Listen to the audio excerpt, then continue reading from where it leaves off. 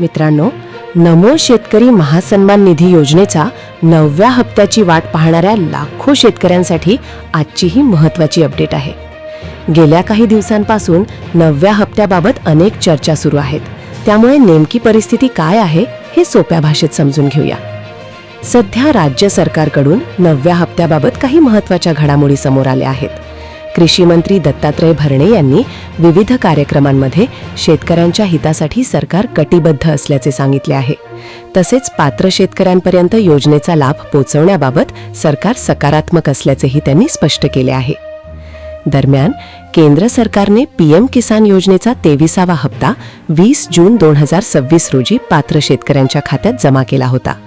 त्यानंतर आता महाराष्ट्रातील शेतकरी नमो शेतकरी योजनेच्या 9व्या हप्त्याची प्रतीक्षा करत आहेत.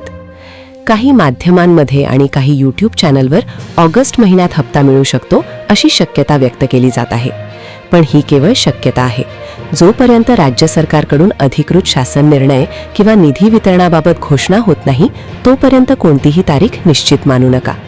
तोपर्यंत तुम्ही एक काम नक्की करा. तुमचे ई-केवायसी पूर्ण आहे का, आधार क्रमांक बँक खात्याशी जोडलेला आहे का आणि डीबीटीची स्थिती योग्य आहे का हे एकदा तपासून घ्या. त्यामुळे हप्ता जाहीर झाल्यानंतर रक्कम मिळण्यात कोणतीही अडचण येणार नाही.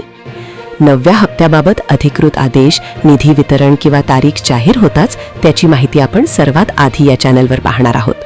तोपर्यंत ही माहिती इतर शेतकरी बांधवांपर्यंत नक्की पोहोचवा.